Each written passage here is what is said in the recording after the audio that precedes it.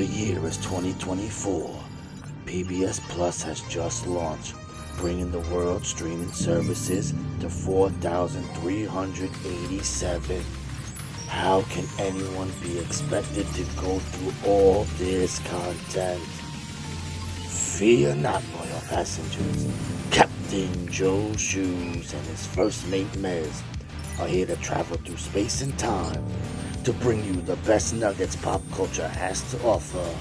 Strap in, folks. It's time for the JoeMeZ podcast. Hello, everyone, and welcome to episode 385 of the JoeMeZ podcast. I'm Mez, and my co-host, as always, is the magistrate of Caravan City and Triple H's number one public enemy.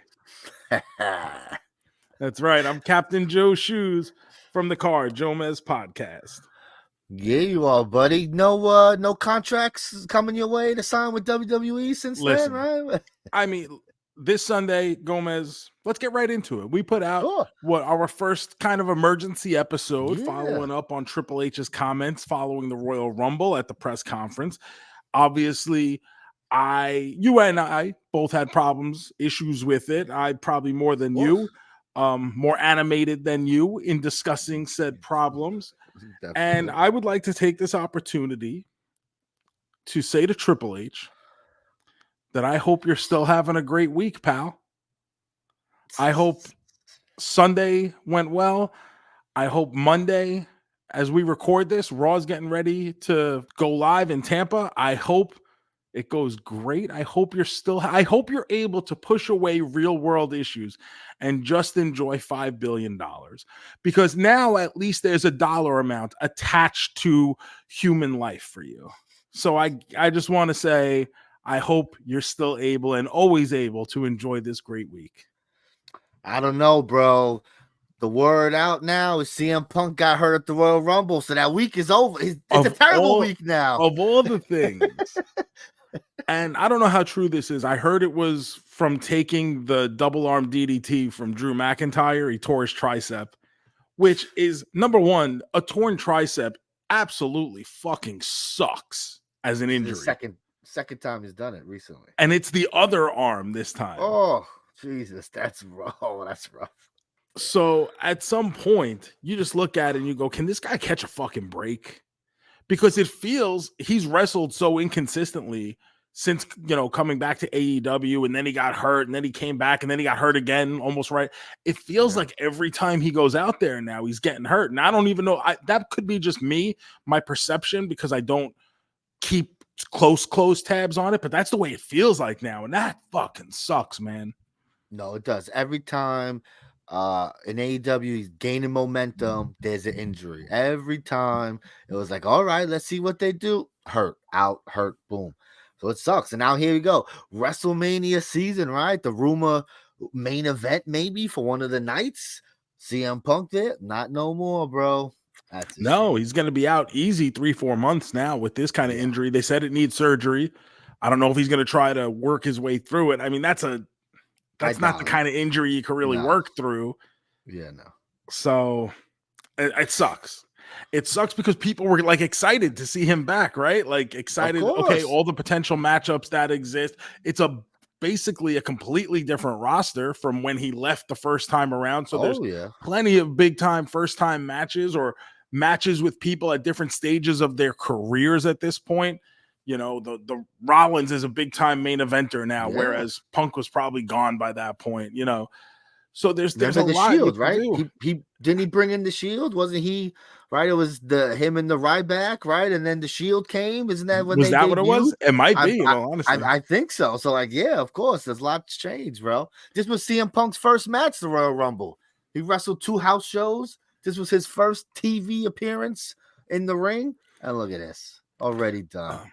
So Gomez, one thing I did say on that episode that dropped on Sunday, I encourage you guys, if you haven't listened already, go back, download it, listen, watch it on YouTube.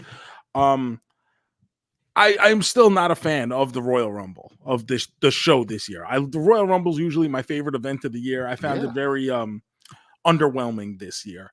But I will say I kind of pushed aside the women's match. I didn't think it was great, but at least it did give us a couple moments. It gave us some new debuts. Jade was really good. The Jordan Grace spot was a surprise. I don't think anyone mentioned that. It hadn't leaked or anything. No. And they made her look strong too, which was nice. Yes, they gave her plenty. Yes, they did. She looked good for someone who don't work for the company. She looked pretty damn good. You know, Liv Morgan getting to make a return. People love Liv Morgan. So yes, they do. I don't want to make it sound like it was completely uneventful. So I just kind of discarded it in the moment because I was angry about something else. But at least it gave you something to kind of sink your teeth into. I still don't think it was like a all-time great Royal Rumble. No, it wasn't great, but it had those moments that you want in a Royal Rumble. It had those things that we don't seem to be getting much in the men's Rumble. You know, a big surprise is this guy. What's his name? The Spanish guy. Pat McAfee. Andre. Well, that's a surprise too. That's like, who that we're supposed to pop for that? Did you see the report? McAfee's going around. I guess he must have said this on his ESPN show that he didn't know that was like a rib. Basically, they just hit his music and were like, "Okay, Pat, go." I know. I can't believe that. Like, really, the way they plan out the Royal Rumble, there's no way. The thing is, too, where it bothers me is that when you have a Rumble with no real big time surprise, I guess Andrade is a surprise, right? Sure, because he's back. Yeah, but at the same time, showing up. At the same time, it's not the crowd, and this maybe is just the size of the building. When you do these bigger buildings, terrible it seemed, but maybe it wasn't. It was packed. Yes, it was, almost 50,000 people in that building, which is unheard of for St. Pete. Yes. Believe me, I lived very close by for years. I know the kind of crowds they're used to getting at Tropicana Field. But when you do these kinds of buildings, you don't get the sound. It doesn't translate over to the TV audience. Yes, so maybe live, it sounded a lot different. If you were there live, feel free to reach out and tell us. But it did not come across as the excitement bubbling over. But still, I mean, I watch playoff baseball, like when there's playoff baseball, it sounds good. I heard people saying, a lot of these theme songs, right? The music hits and you people don't weren't know popping for the music, because there's no screens. They don't really do Titantrons like that no more, where 10, 9, 8, boom, and then the name is like there. Like boom. Test. This is a test. Oh, yeah. Test. This is a test. Body move in. Body move in. So maybe that's why was that the first guy I thought of? I really don't know why. Thank you guys for listening to the JoeMeZ podcast. Remember to hit that subscribe button. Leave a 5-star review wherever it is that you're listening to this. Or if you're watching on YouTube, youtube.com/@JoeMeZpod. Make sure you subscribe. Make sure you smash that like button. Ring that bell so you get the alerts whenever these new episodes come out every Thursday. And follow us on all the social media at JoeMeZ and JoeMeZ. We have an exceptionally full episode to get into today. So why don't we start it off hot? Hit that breaking news music. Ooh, baby. Breaking news. Joe, busy show. Let's see. What's breaking? How are we starting the show this week? JoeMeZ, last week we talked about awards that were given out and awards that were still to come. And after we had recorded, the nominations for this year's Academy Awards came out. Yes, they did. So we don't got to dig into everything, but let's just go over the Best Picture nominees here. And you, the maestro of movies, can tell us a little bit about what you know, if you've seen them, if you like them, if you don't like them, what they look like, act like, or taste like. So the first one is American Fiction. I have not seen this, but this is a movie. It was released towards the end of the year, so I haven't seen it. It's supposed to be good. It's about a black author. He's writing all these books and they never really pop off. And so people are like, hey, why don't you write like a black man, like some shit like that, So he goes really stereotypical, like really just playing into tropes. And the book becomes like this massive hit. And it's about that. So this is like the episode of South Park where Towley writes a book as a man and then they find out he's a towel. Exactly. A Million Little Fibers. The second movie is one we've both seen, Anatomy of a Fall. And I got to be honest with you. I know you had a very positive review of it. I am shocked that this is thought of in this manner. I'm telling you, this was the buzz. This is why I saw the movie, because the buzz was, oh, there's this little French movie that's supposed to be really good. I enjoyed it. I get it. It's slow. It's very slow. It's not for everyone, but I was into the story, seeing what happened with the guy. The third movie is one we both seen. It was my movie of the year, Barbie. You've seen it, you liked it, yeah, but you're not gonna give it an award anytime soon. No. And we're gonna talk a little bit more about that in a second. Let's get to the next one, which you also had very nice things to say about, The Holdovers. Loved it. It's a lot of people's favorite movie of the year. I believe it's on Peacock. So I was just about to say, if you want to watch it, it's on Peacock. I think that's right. Great movie. Killers of Flower Moon. Yeah, this is the Scorsese movie that came out this year with De Niro and Leonardo DiCaprio. I have not seen it because it's like 3 hours long. I believe it's on Apple TV now, so it will be a little easier to see now that I can watch it at home and maybe watch it in 2 parts. But it's supposed to be good. It's supposed to be a good one. Maestro. This is Bradley Cooper. This is on Netflix. This is the movie where apparently for 6 years he learned to conduct an orchestra because he's playing. It's a biopic. I forget the guy's name, and so this guy is Leonard Bernstein. Was that it? Yes, that is the guy. So yeah, so he's. I remember because he's conductor. In the REM song. Hysterical. You know what? Like, because that's the one point in the song where everybody stops and yells a minute, and everybody stops and yells, "Leonard Bernstein." It's the end of the world. Hysterical. Yeah, so it's about that. He apparently took 6 years to learn how to really be a conductor, to conduct this orchestra. So he also directed it. This is his directing debut, Bradley Cooper. It's supposed to be good. Next one up is Oppenheimer. We've both talked about this in great length here. The third act was deadly. I know, but I don't think it's going to be deadly here. This is probably the front runner here. I would think so. Has this become like a career achievement award, basically, because we like this director and he does a lot? Christopher Nolan does a lot of cool stuff.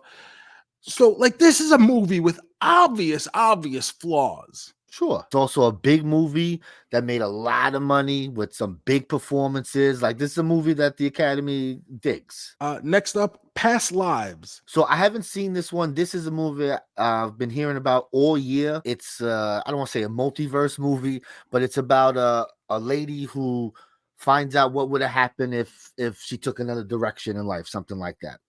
It's supposed to be effect. It's supposed to be fantastic. It's supposed to be like crying your eyes out, emotional, loving. It's supposed to be a great movie. Okay, 2 more to go. We got Poor Things. This I've been dying to see.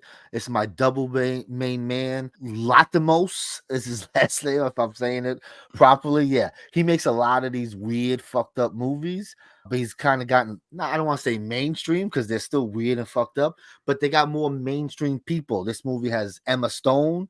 It has Mark Ruffalo's in it.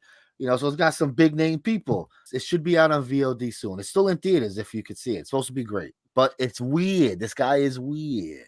Okay, and our final nominee for Best Picture is Zone of Interest. This one I know nothing about. I've heard about it, but I don't even know what the fuck it's about. It doesn't sound like something I'd be interested in. So the biggest story coming out of the nominations was the obvious snubs.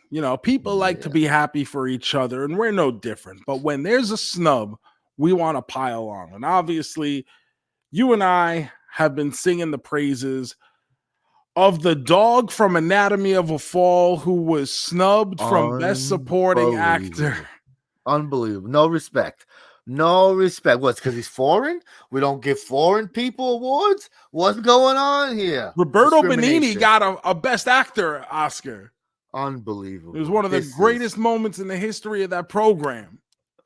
Climbing over their seats like a fucking idiot to accept your award about the Holocaust movie, and you're fucking yucking it up. Now, I was a senior in high school when that movie came out. Life is Beautiful. Yeah, Life is Beautiful. Yeah. So I want to say it was like the winter of end of the year 98. It comes out. It wins the Oscar in 99, I suppose. But I was in an Italian class, and the teacher took us on a field trip to this small theater in Midtown Manhattan to go see this movie because it was getting so much buzz. Yeah.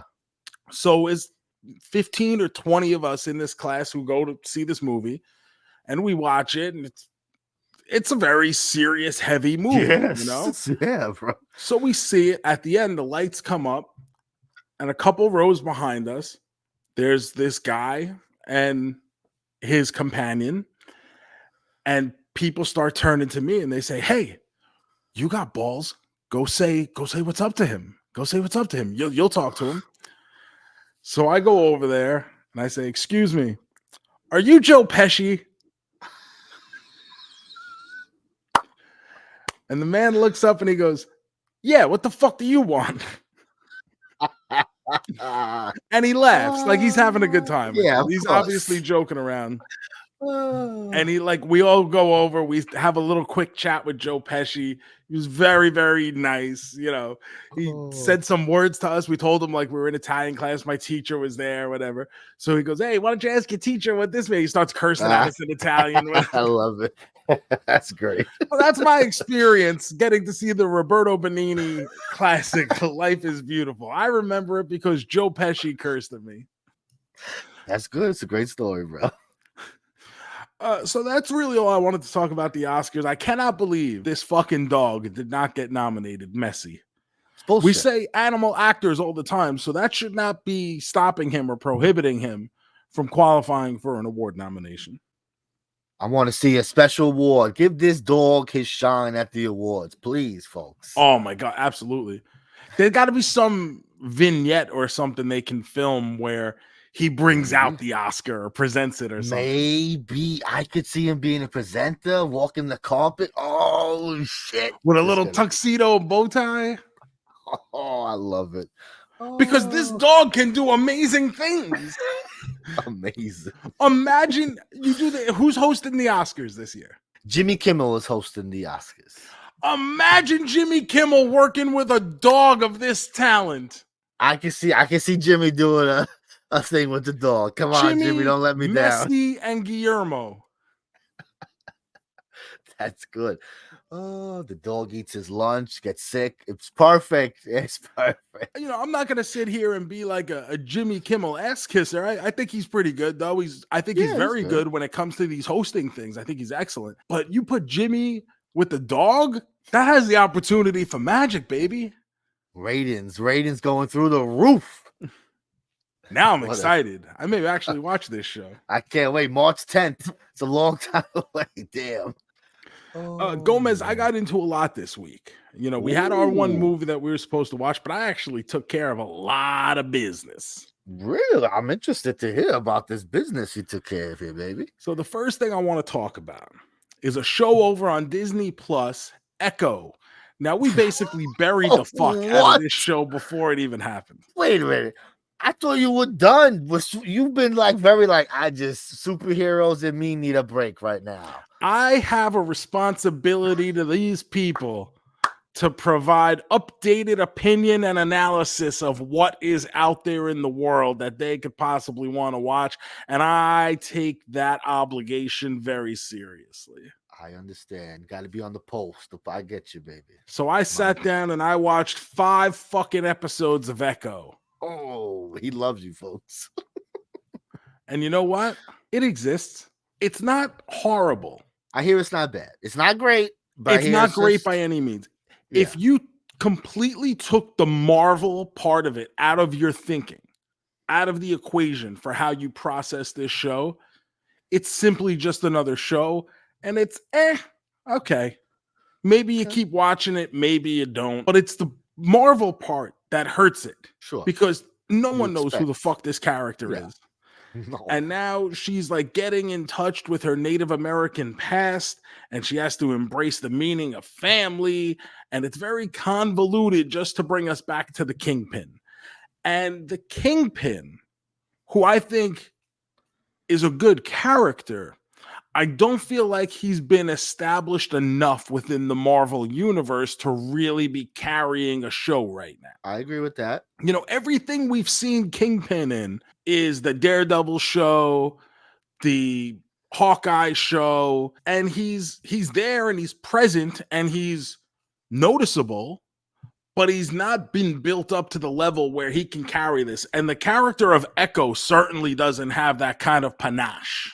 Definitely not. What's Echo's superpower? I don't even know. What does she do? I know she fights. That's pretty much it. Does she like do something? I don't know. No. Well, now she's getting in touch with her Native American ancestry. So maybe that's gonna. Honestly, I don't think they can keep making this show. If they're looking to cut costs, this is such an easy one to cut because after it came out, I didn't hear any chatter, anyone talking about it. No, it was barely promoted, barely talked about. They definitely won't do more. Maybe they bring the character back, put her in some Daredevil stuff, right? If the Daredevil which would be fine in that kind of setting. Yeah, I think that would happen. I don't think she would be solo anymore. That's where they're making mistakes, right? You love the character, okay, put her in things. Don't give her a show that no one's gonna watch. Meanwhile, build her up. Think about what do we have with the Hulk? They tried 2 different Hulk movies with 2 different actors. Yeah. Didn't work, either one of them. One was obviously better than the other. But now they've just settled into this space where the Hulk just kind of shows up in other stuff. Because to make a Hulk show or to make a Hulk movie, who's the bad guy? Who's the Hulk's big nemesis? The government. And you know what? No one wants to watch that movie because it's something we deal with on an everyday basis. Yeah, I don't want to. The government is the bad guy. Oh, is it? Okay. Whoa, wow, what a stretch. Some characters work in small doses. You don't need 3 hours of them. And once I think now that they're going to not do all these streaming shows, I think we're going to get more of that. We're going to get more, hey, we're not going to do another Hawkeye, but here's Kate Bishop just showing up in other people's things, stuff like that. Like when they gave us the Hulk in Thor Ragnarok, everyone went, oh man, it's the Hulk in Thor Ragnarok. Yeah. And we had some nice moments there. But I don't need a separate Hulk movie. Yeah, no. People want things that are connected. They want everyone to be in everybody's shit. And nobody needs to be solo. So yeah. Interesting. I love it. I probably will never watch this show, but I'm happy to hear that you didn't totally hate it. Yeah, I'm not going to tell you to go out and watch this show. I'm also going to say if you're looking for something to watch, I don't want to say it's worth it, but you could pick worse. Sure. Joe, you watched the superhero thing. I watched the superhero thing this week, Joe. What's out? What's out there? Baby, hitting the VOD this past week. Aquaman. Already? Yeah, baby. Yes, it is. Yeah, got $5 to watch this instead of going to the movies. Did you ask for a refund after? So I'm not gonna say that I liked the movie, but I didn't totally hate it because I had some fun with some of the stupidness. Some of the I also think at this point you've heard enough negative. Sure. That your expectations were set so unbelievably low. I get that. Sure. 100%. Because, trust me, this movie is not good. I'm not going to sit here and tell you it's good. But, what did I say? I said, I want, is there a fucking octopus playing drums or something? And you're like, no. I'm like, all right.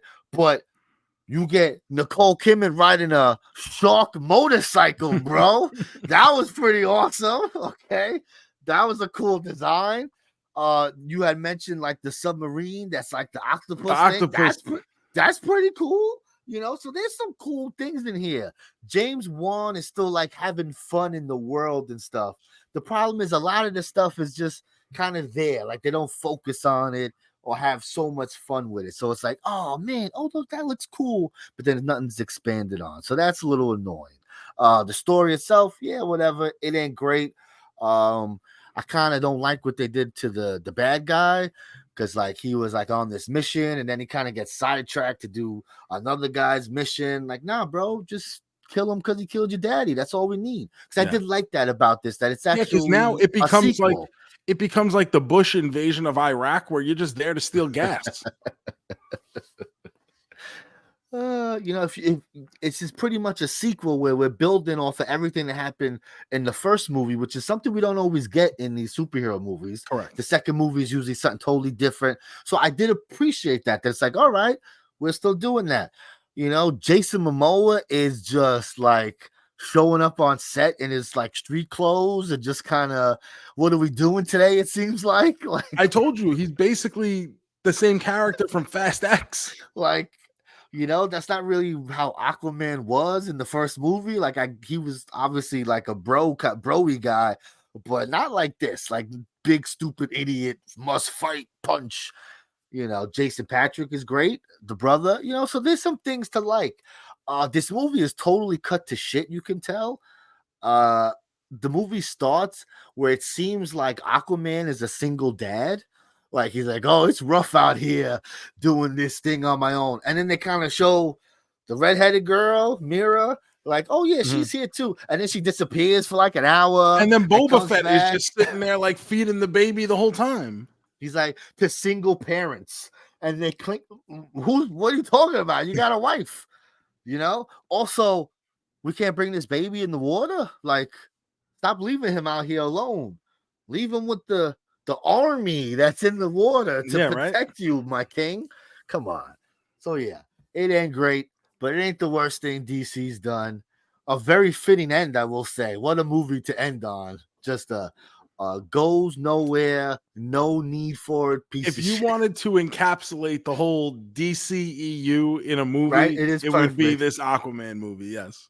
Especially the final shot is this mid-credit scene where this guy's eating a cockroach on a burger. Yes. This is the big last scene in the DCEU. What a fucking picture, bro. Speaking of not great, JoeMeZ. This is what? I did a little catch up this week as well. I watched the Disney film Wish.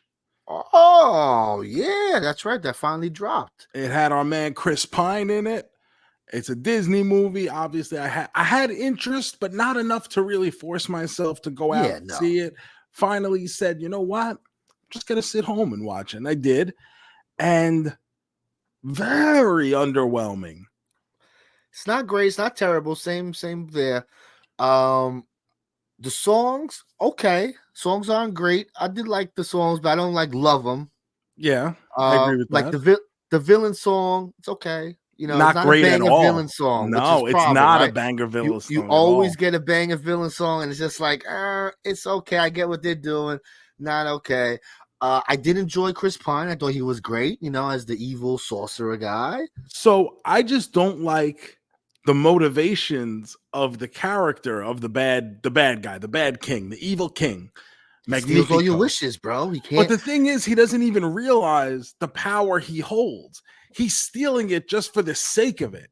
Yes. And then it's like he has to be awakened, like, oh, wait a minute, I can have even more power. Yes. So not only is he evil, but he's also dumb and stupid. He's just chilling. He's not thinking.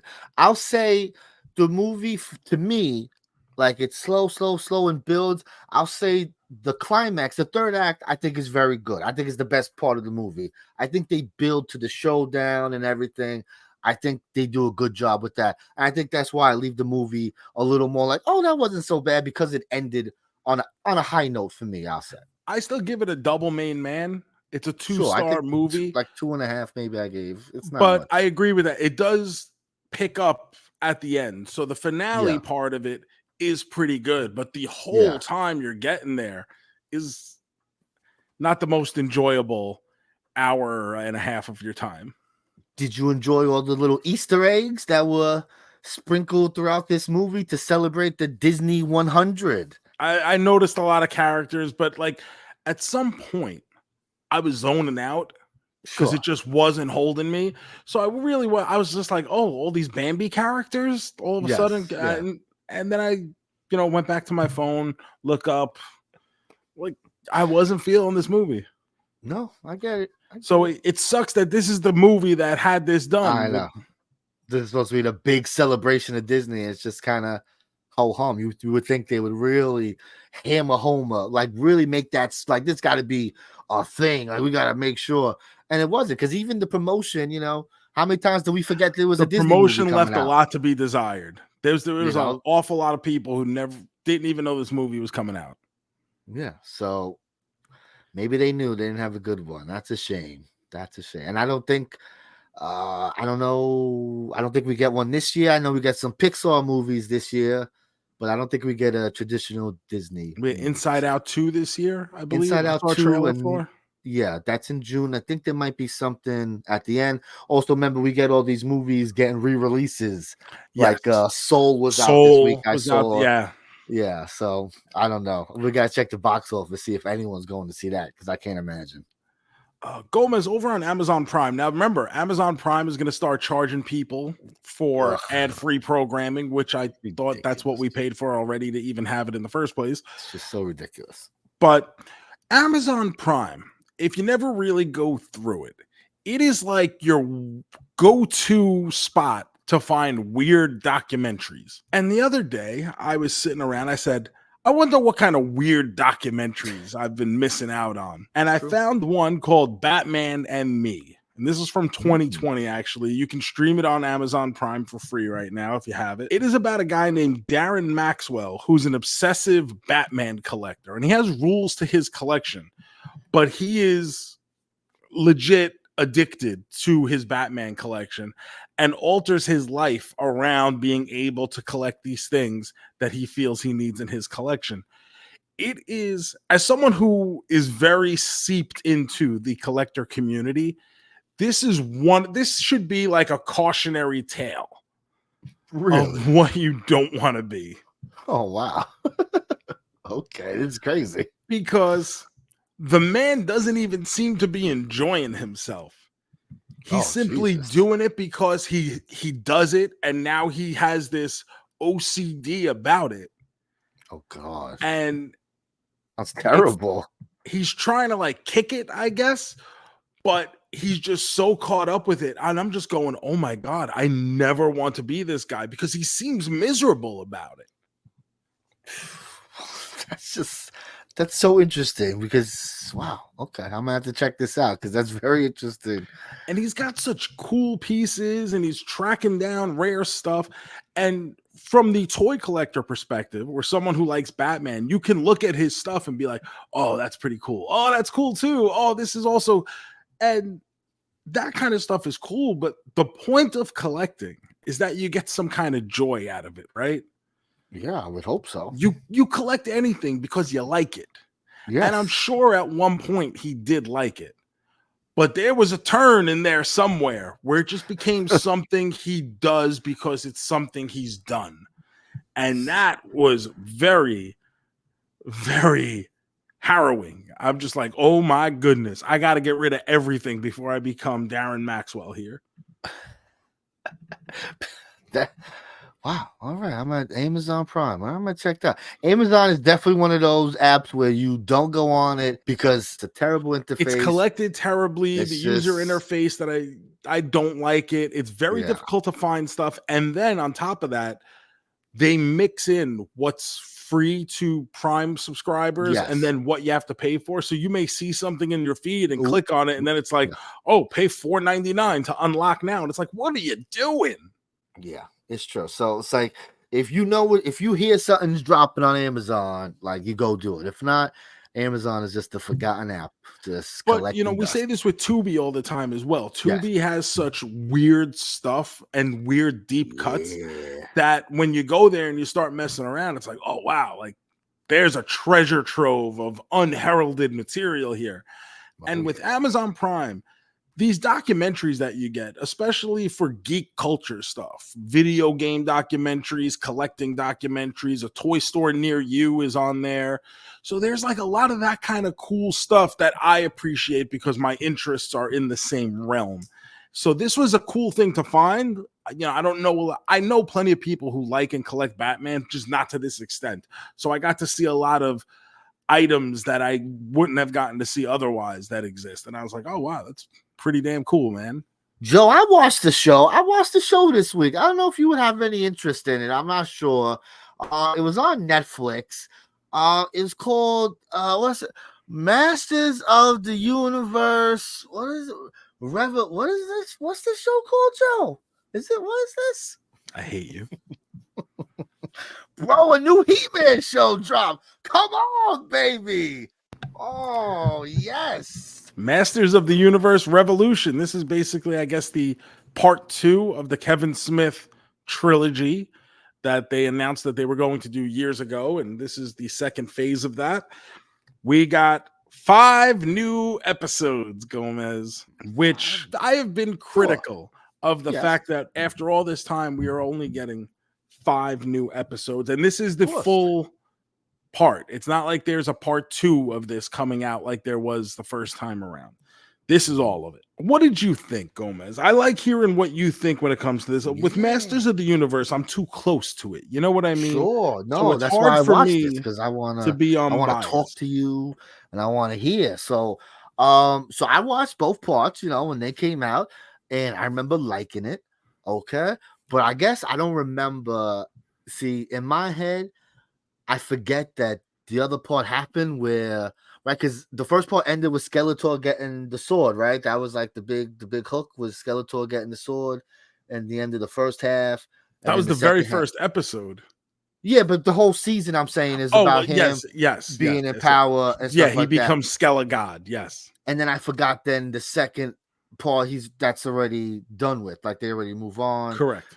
And then it's because I totally forgot about that second part. So they have the big epic battle at the end. Yes. Yeah. So I forgot about that. So the show opens like it's a regular He-Man episode, right? The show opens with it's like, hey, it's He-Man. Here's all my friends, and we're fucking shit up. And I'm like, yo, this is crazy. But am I forgetting what happened here? Because I thought some shit was like He-Man wasn't in power.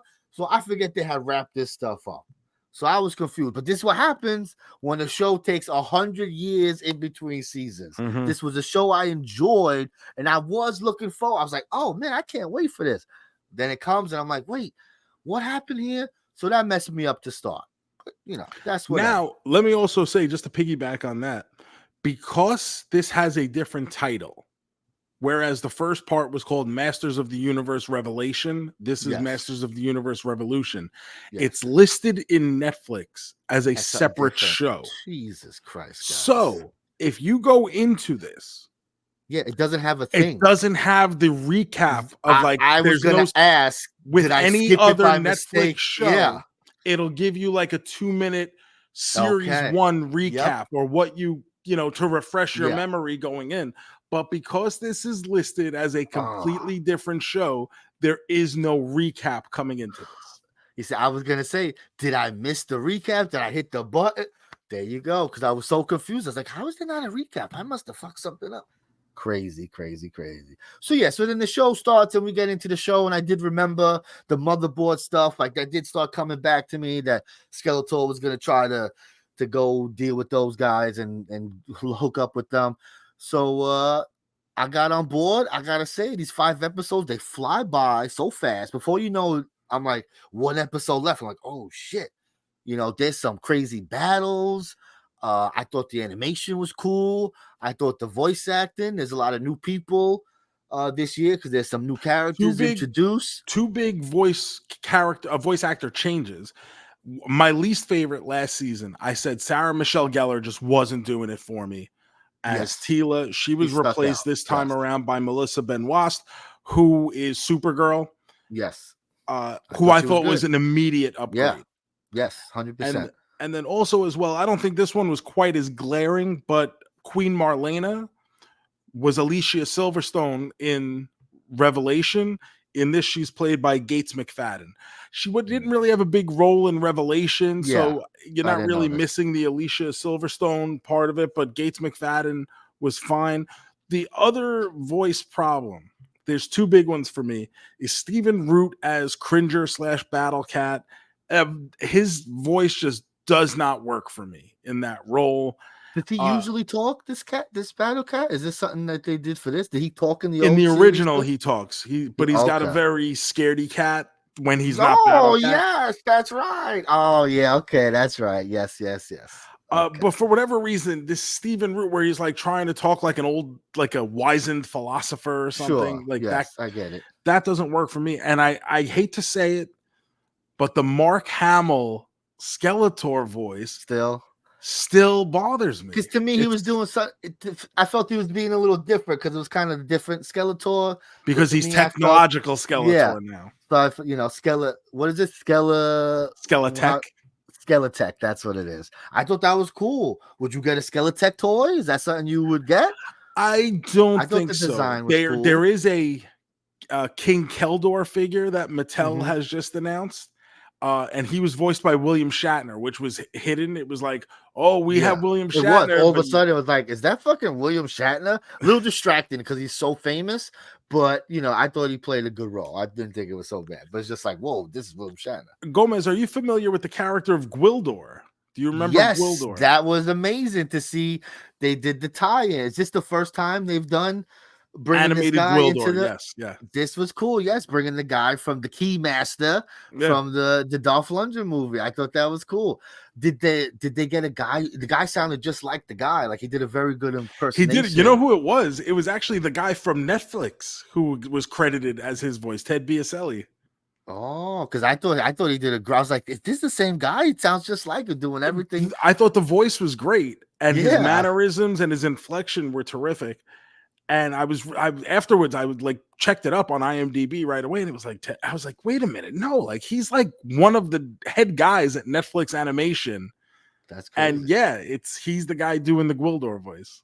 So what are the fans saying about this? Is this something they like? Because I don't know. We are all liking it. JoeMeZ, I'll be honest with you. I came into this going 5 episodes. I feel like I'm getting cheated already.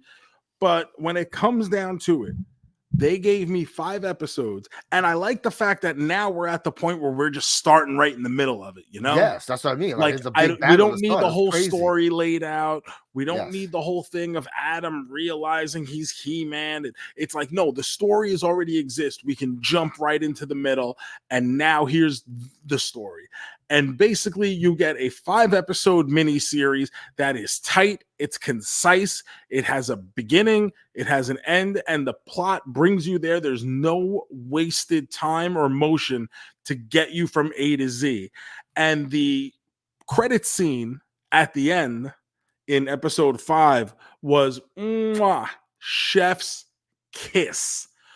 Unbelievable. I know in my chat where I am in with other He-Man collectors who I've done the Motu Madness streams with, Dave Wheeler, Pixel Dan.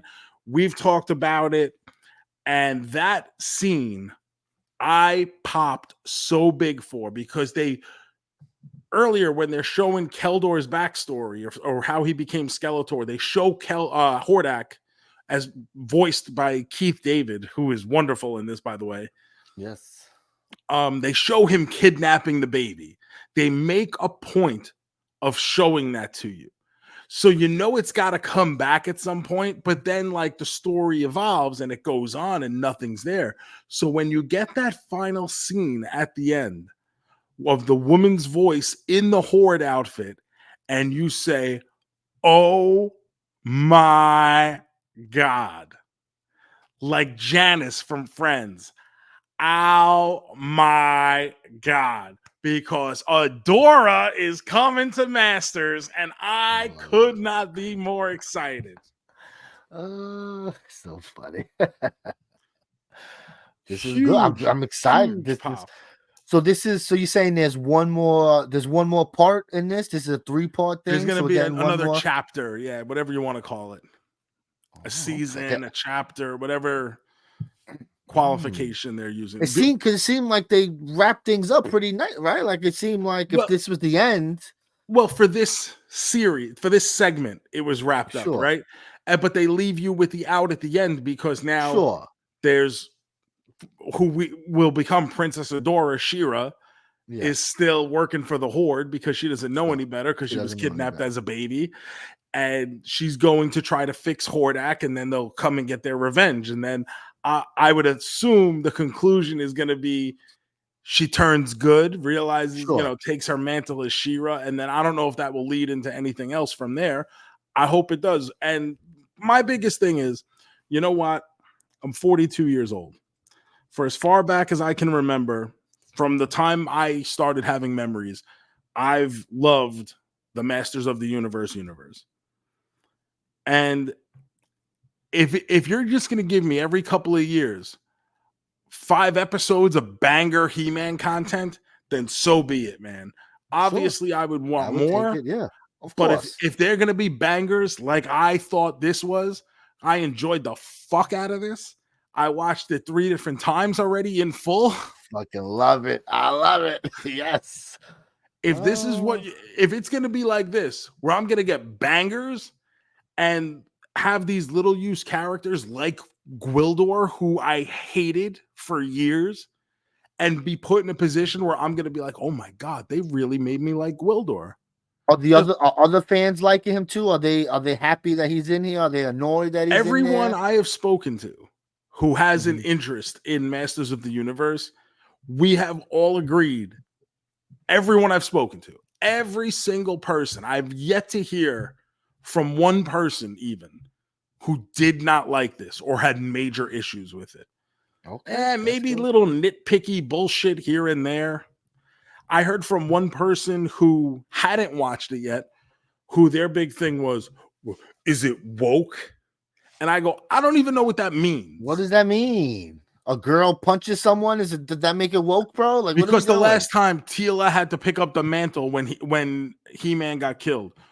So I go, so what do you want? Got fucked up. Like, what? I said, what do you want? Just the same things you always had? He's like, well, yeah. Yes. I go, so watch the fucking original. Exactly. If that's all you want, then watch the original. It's there. It's accessible. You can get it on streaming. You can get it on DVD. You can do whatever you want. But if that's all you want, then watch the original. But I'll tell you right now, as much as I love He-Man, the original is not fun to watch in 2024. It's bad writing. It's bad acting. It's cheesy. It's everything you think an 80s cartoon is. Crazy. It's true. But you can't say that to people. No, we talk about the best, bro. You know these people. Nothing they like is bad. They don't like there are certain things that hold up, especially when it comes to 80s cartoons. I like to think of myself as a little bit of a connoisseur. I still watch a lot of them, as bad as they are. But there are some that translate better today. Thundercats, I think, holds up much, much better than He-Man.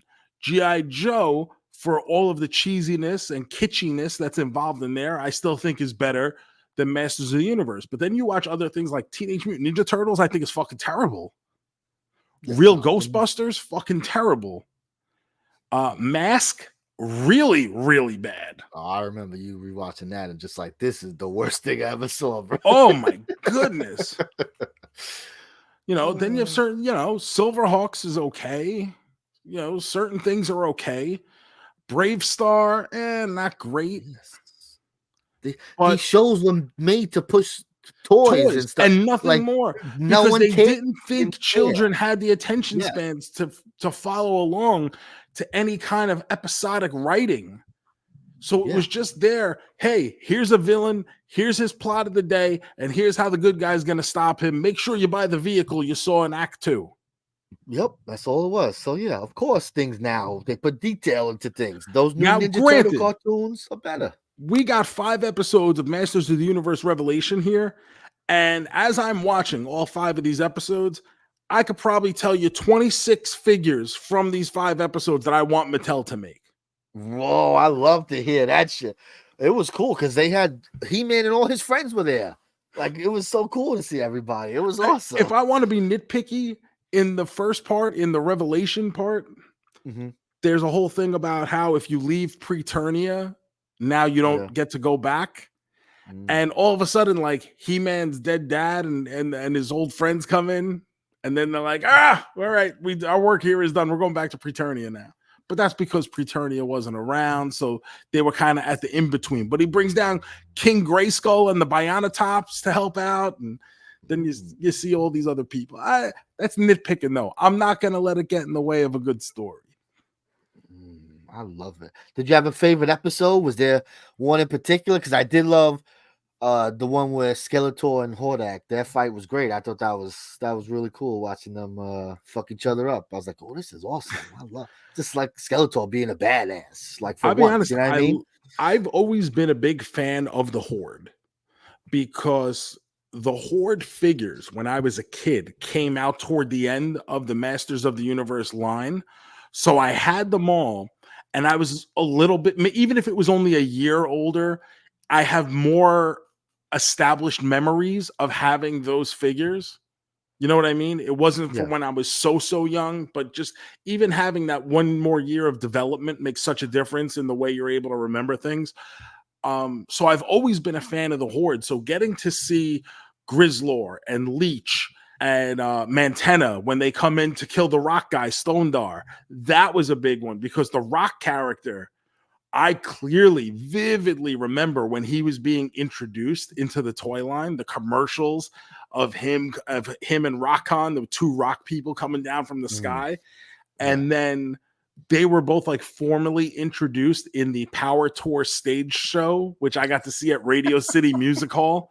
They made an appearance, Stondar and Rockon, and it was like, oh my God. I love it, bro. You know, I loved having Granomir here. Granomir is a fan favorite character. He's in maybe like a handful of episodes in the original series and probably like another episode or two of the actual She-Ra series as well. But Granomir has always been a fan favorite. And when they made his figure in Masters of the Universe Classics, the thing was enormous and it looked fantastic. So when they teased that they were going to have Granomir in this show, fans were going nuts. Like, oh my, is that really Granomir? Are we really doing that?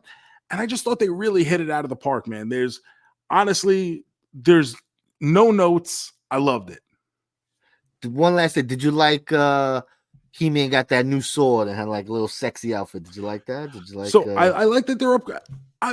They didn't do anything to disrespect the He-Man I grew up with. You know, it was not too crazy. Yeah. And what they did with the sword, it kind of has it's almost like a tribute in a sense to other versions of He-Man. Like if you go back and watch 2000X He-Man, which I love, his sword did have like weird things like that. Or even the CGI He-Man that was on Netflix a couple years ago as well, that is now canceled. His sword also was this big, oversized. Yeah, it was huge. Yeah. You know, so even if you look at it just from that perspective as like kind of an homage, I was like, that's great. Do I love it? Yeah, it's fucking great. It made sense. Love it. What's not to love? Love it. That's what I love to hear. I love to hear you enjoying the shit you enjoy. This would have been so sad if you come on here and tell me, oh, this He-Man broke my heart. Like, come on, that's not what we need. There's so many times where I feel like people go out of their way to hate things. Sure. Because there's more views in that, right? There's more listens, there's more attention paid toward the negative. And we can be negative here. I mean, at some point, fair is fair. But man, it's so much fucking fun when you're just able to like something. Yes, of course. That's what we watch it for. We want to love it. We want to. We don't watch things to hate. No one got time for that, bro. Come on. Like I don't actively go out of my way to hate things, but when something gets me angry, it's bad, if it's bad, it's bad. But I'm not going out like I want to like stuff. I want to like things, and the things I grew up with, I understand that they don't all hold up. Of course, I'm still going to have my nostalgia. I'm still going to have my memories, and nothing can ever take those away. But I also understand, you know, stuff is a lot better now than it was 40 years ago. Mm-hmm. But now when I can have those and have them remodeled in a way that presents what I loved in a format that makes it enjoyable for me to even watch today, then fuck yeah, man.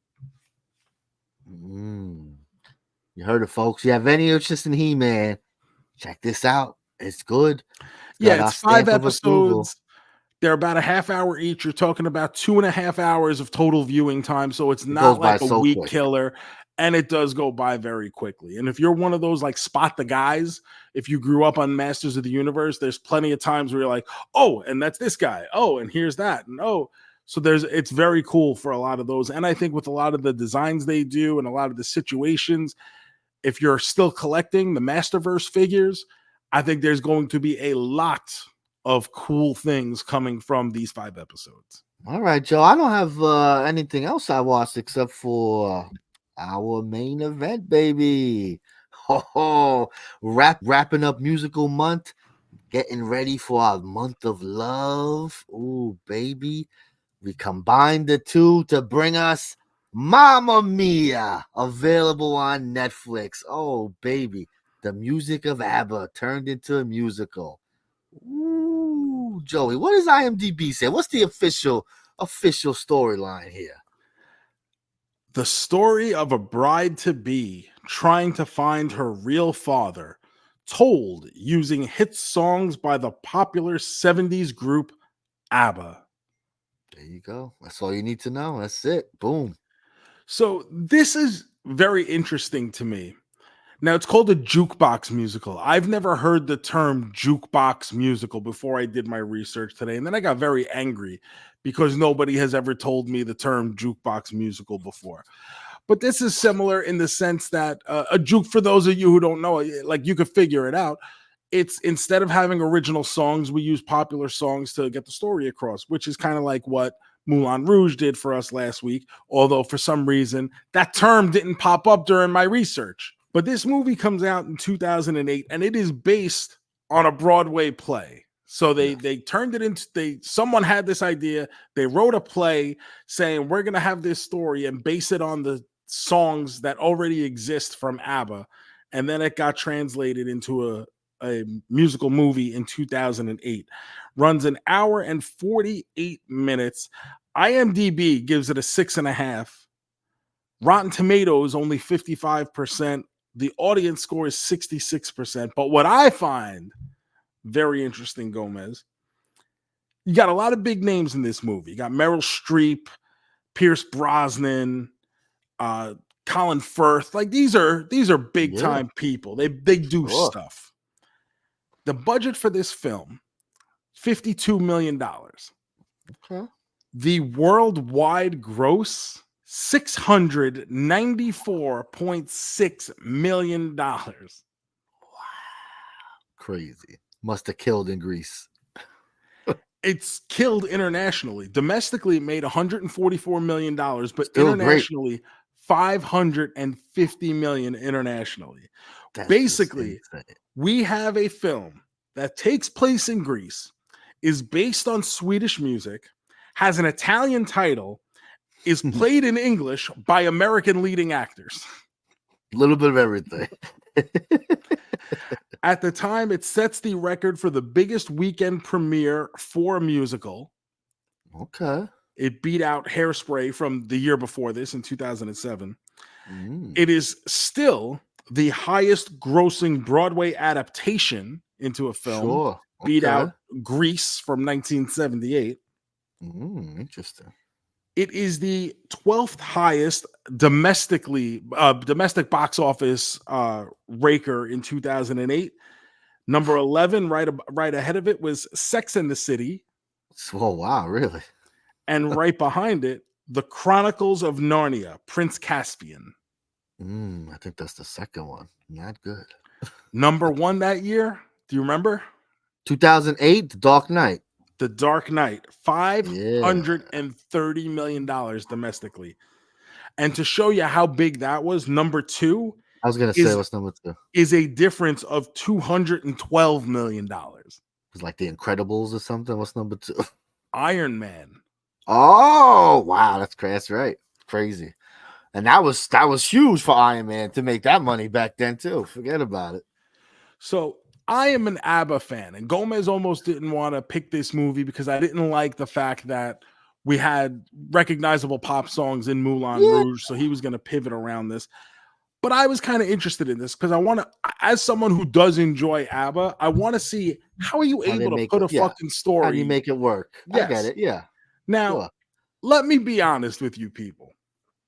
It don't work. This is the most preposterous fucking thing. It don't work. I don't want to. No, I didn't say that. I don't think so. This story is absolutely fucking preposterous. Amanda Seyfried, who plays the character of Sophie, her mom is Meryl Streep, who plays Donna. She's getting married to Howard Stark. Yes. And she steals her mom's diary.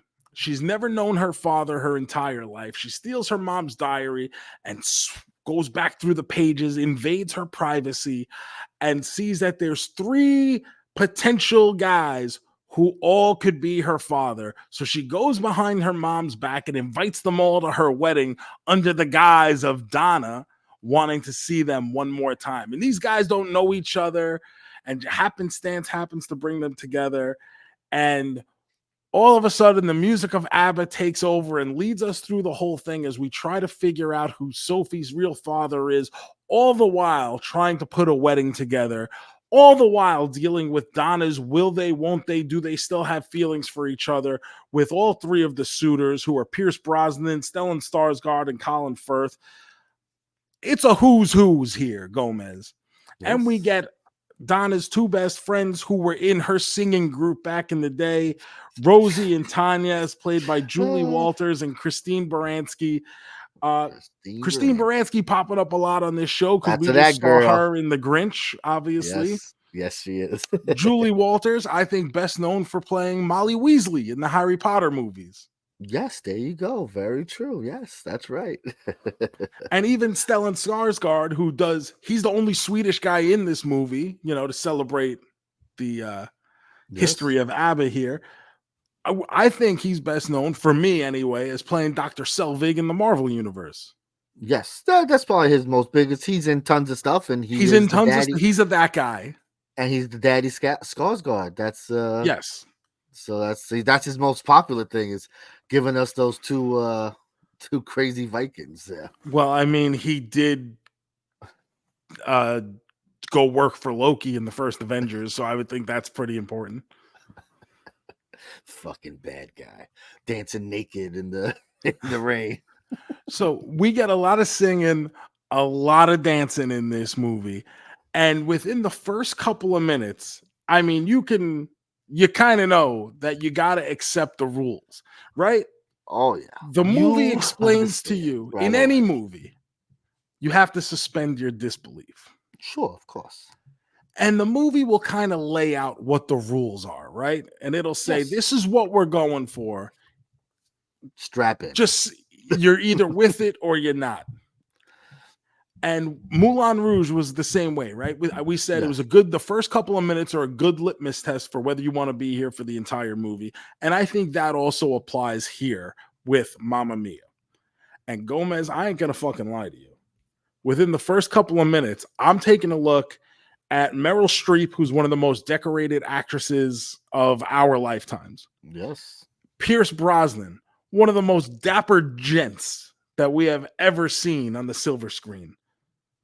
And I'm going, these people are having the fucking time of their lives. And you know what? I'm here for it. They're acting like they're on Broadway. The way that they're projecting their voice, everything is like this is a Broadway play. It's very animated. Every sentence is like, hey, we're going down the street. Like, it's very like, so yes, within minutes, you're like, oh, it's going to be like this. Yes. Every time a song pops up, if you know the music of ABBA and you start getting the musical cues, and they pop me every time because I do like that music, and because now I'm seeing it because I want to see how it's applied to this movie, I'm here for it. I'm going in with the fact that I want to like this movie. I'm not just going in to see the movie. I'm going in as if I'm going to an ABBA concert where I want to be there. I want to sing along. I want to, like when you go see the Taylor Swift movie, like you were saying, everyone's in the theater, everybody's dancing, everybody's singing. That was me in my living room watching Mamma Mia on Netflix. I want to dance. I want to sing along. I wanted to like legit sing along to the words every time the song would come up, and I'd be like, ooh, yeah, that's perfect for this moment. That was me watching this movie. Oh, I love. Did you know every single song that popped up? You know ABBA like that? I don't want to say I knew every single one, but the majority, yes. Sure. Okay. I knew about half the songs. Like some of it was like, oh, and then like it would kick in and be like, oh yeah, I know this one. So I didn't have that same effect. Yeah, I was like, yeah, I know ABBA, I know that song. And then I'm watching it like, oh, maybe I don't know ABBA. But towards the end, like, I was like, all right, I think I know about half of these songs. So I think that does play a role into your enjoyment of the movie. I definitely agree. Now, if you're going in here and you're saying, I want a seamless, believable, realistic story, turn right back around. Get the fuck out of here, bro. Go watch something else. This ain't for you, pal. But you know who this is for? Me. This is for me. It's so much fun. And I'm looking at this. Like I said, these are big time actors. Yeah. Meryl Streep has fucking 62 Academy Awards. And she's out here singing fucking Waterloo. Oh, so funny. So good. Yeah. So yeah, I feel like I'm coming at this more from like you with Moulin Rouge, where you liked the movie, but you didn't love it. So like I liked the movie, I liked that they were having fun, but the music, I'm not into all the music. So I was like, all right, like this is okay, I like it.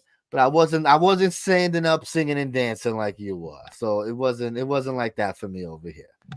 I think one of the biggest disconnects for me with Moulin Rouge is the fact that I'm going in expecting a period piece mostly. Yeah. And I feel like they gave me the oop-de-oop and swerved me. Sure. So, I want to know, like, tell me more about the excitement about being in the Moulin Rouge in 1899. Don't sing to me Smells Like Teen Spirit. No, I understand. I got that. Like I said, I picked that because of that, but I can see where it takes you out. So we stuck with the ABBA because, like you said, it's based on the music. It's built around. And so to me, I'm like, all right, this is silly, some of the singing. But you say you're getting the music cues and they're like, oh, this makes sense. So, hey, it works. It works then.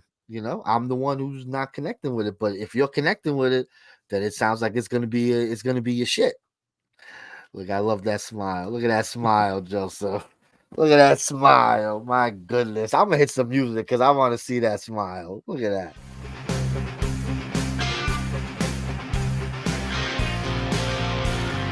Are you a man? A double main man? Are you a man? A triple main man? A man? A quadruple main man? Are you our man? Are you our man? All right, Joe. 2008's Mamma Mia, closing out our musical month. How'd we do? Did we close out with a banger, Joe? So I'm really disappointed in myself because I don't know what I could have been doing in 2008 that was more important than going to see Mamma Mia in theaters. This whole time. I can't believe you haven't seen it. And now I've spent 16 years of my life not knowing real joy until now. Love it. It is only now that I can revel in the happiness brought upon humankind by the film presentation of Mamma Mia. I love every single thing about this movie. I love how awful the songs are being sung by these actors. I love the over-the-top dancing. I love the over-the-top expressionism. I love this movie so much so that I even watched part 2. Oh, did you? I was going to say, I hope you watch number 2 soon. I love it. Wow, you wasted no time. So I saw a review that said, because I was wondering after I watched it, I said, so how does number 2 work? And I read a review that said, I was wondering how number 2 would work when they used most of all the popular songs in the first one and realized hey, we'll just do the same songs The again. same songs. And we add Cher as the grandmother this time. Hysterical. When I saw that, I was like, that's hysterical.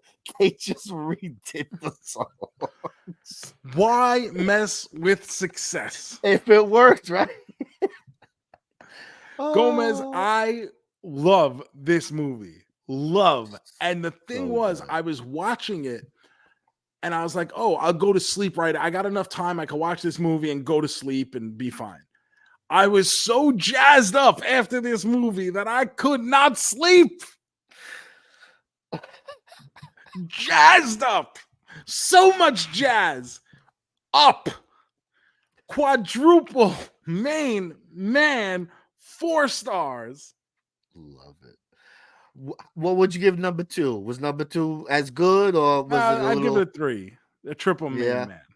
Switching the characters, right? It's like a prequel kind of thing. It's fine. If I probably would have seen it first, I might have liked it more. But coming off this one, where I was just like, "Oh, now this is how you do movies," that nothing could have lived. The next movie I saw was always going to be a flop compared to Mamma Mia. I could watch, if I had watched Citizen Kane the day after I watched Mamma Mia, I would have been like, "Who the fuck likes this piece of shit?" So yeah, Joe, like I said, I liked the movie. I was having fun with it because they were having fun with it. So, how could you not get on board with that? The music, I knew half the songs, even ones I didn't know. It was still good. It was fine.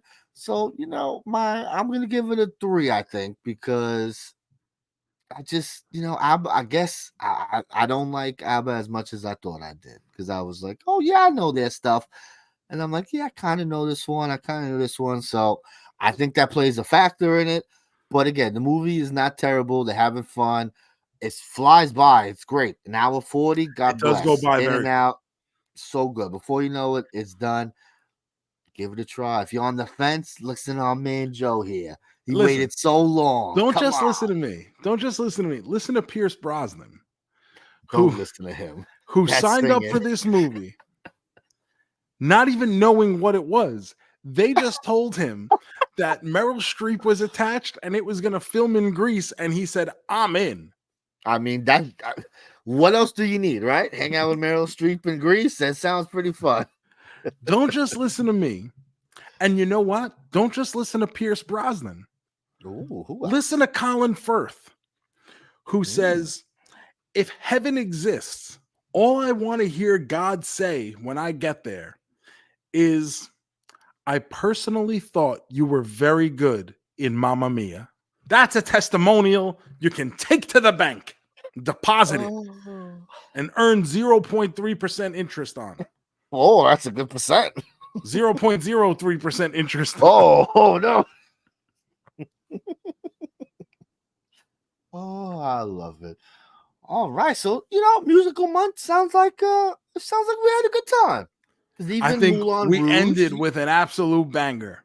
But we had some High School Musical, even Moulin Rouge. You didn't hate it, but you still enjoyed it. So I guess Mean Girls, right? It's probably the worst. Mean Girls going to be the disappointing one, and that could have been a lot worse. Yeah, exactly. So all right, I'd say it's a success for our first musical month, because there's plenty of musicals. We could always circle back to this at a later time, of course. But we're moving on now. To enjoy. Yes, it's February. It's Love Month. Come on, it's the month of love. I like to think every month is Love Month. That's not a bad thing. We take care of our ladies 365, Joseph. And not only that, but February is a good time. Now that we've gotten past the new year, we've gotten further enough away from it, where we're not just getting gym memberships anymore. We've already passed that. But it's time to remember that fuck season is right around the corner. And me, the pharaoh of fuck season, needs to be in peak physical condition for those summer months. Need to be tan and trim with beautifully coiffed chest hair. And nothing will get you in the headspace for that like watching Love Month movies with us. Yeah, and you're bringing up fuck season. I mean, I think this is a great first choice to start this off with, Joe. we're gonna watch the classic here. We mentioned it a while back on the podcast. We're gonna watch What Women Want, Joe. Get out of here. This is how we are starting our month of love, by listening to what women want, just hearing them and just giving them exactly what they want. So I'm looking right now. Okay. Mhm. I'm looking. It is on Paramount Plus. I swear to God, I'm looking at it right now. And it says it's on Paramount Plus. It also says it's on Pluto TV. I don't know how movies work on there. I just know how to go on there and watch like the fucking American Gladiator channel or the Riff Raff channel. So I don't know about watching movies on there, but apparently it's on there for free also. So Paramount Plus, Pluto TV. Let's watch the 2000 classic What Women Want. Let me tell you something. Nothing is going to get you in the mood for love like watching Mel Gibson get into Marissa Tomei's headspace so he can hear exactly what she wants during coitus. That's it.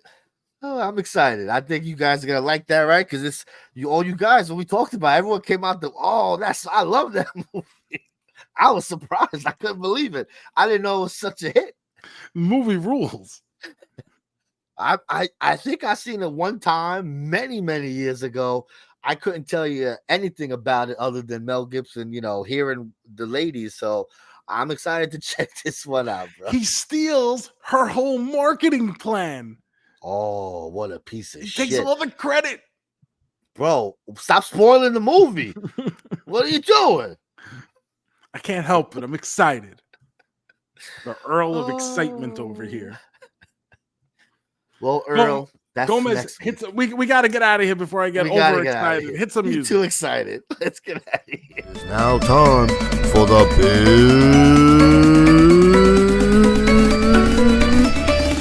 finish.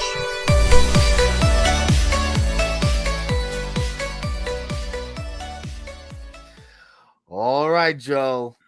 Big finish 2.0. Let's spin that wheel. What do we got here today? Oh, look at this. Whoa. We got an OG big finish, Joseph. Wow. So we just gonna do the big finish. So now we got to put up another wheel. I mean, we could. Or I could just spin it and tell you what it is. I mean, really, it don't matter. Today's big finish is fast food breakfast items. What do we like getting from the fast food breakfast? You mentioned Wendy's the other day had a new thing, right?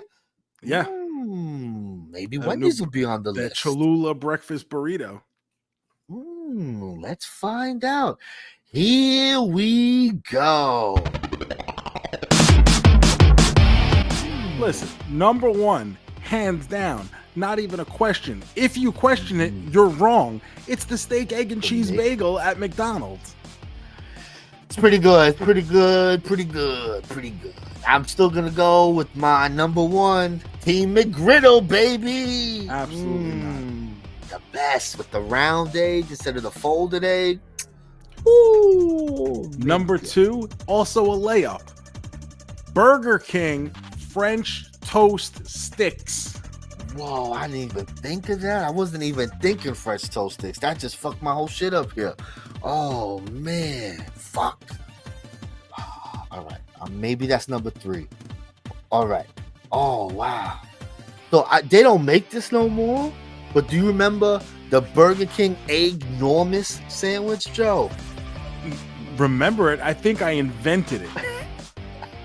They took the chicken sandwich bread and they stuff it with egg, bacon, ham, sausage, bacon, ham, egg, meat, and cheese. Just everything they got on this big ass sandwich. Oh, it was the best. Love that shit. Burger King breakfast is good. Number three, listen, McDonald's does breakfast better than any of the fast food people out there. So is it a wonder that they really have two of my top three picks? Because number three is the classic McDonald's hash brown, baby. Come on. Those are like crack. That is good. That is good. That is good. I'm going to go with the French toast sticks. Oh, baby. Working at Burger King. I ate too many of those. I would leave it in a little longer, right? Because you cook it for like 90 seconds. But if you cooked it for like 210, you get a nice little crispness. Oh, baby. Delicious. So good. That was when JoeMeZ still worked there before he got me fired.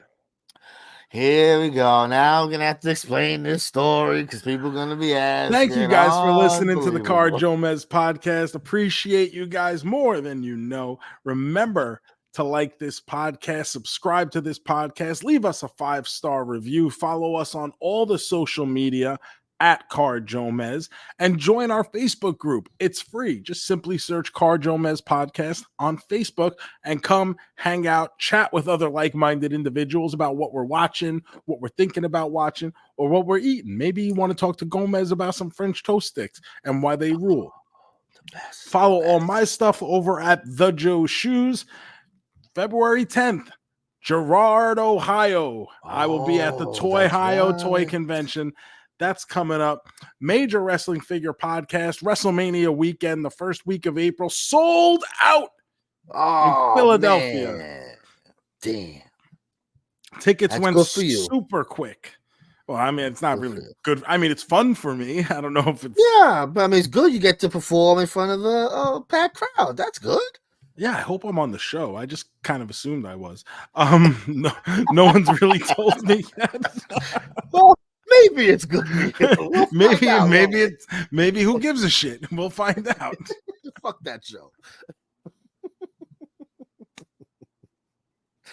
Oh man. I'm the JoeMeZ 154, Instagram, Twitter, Blue Sky, all that fun stuff. Be sure to give me a follow on Twitch, twitch.tv/mezmovie. Sweaty Men in Tight are coming up. So I always pop on, start testing some stuff out. So put that notification on. We'll be back next week watching the Mel Gibson Helen Hunt classic, What Women Want, showing on Paramount Plus or Pluto TV. Obviously, if you need some VOD, you can get it anywhere. It's a great movie. It is 2000 personified in film fashion. So we're going to be watching that. I can't wait to get Love Month really kicked off and going. But until then, JoeMeZ, let's make like Tom and Cruise. Peace.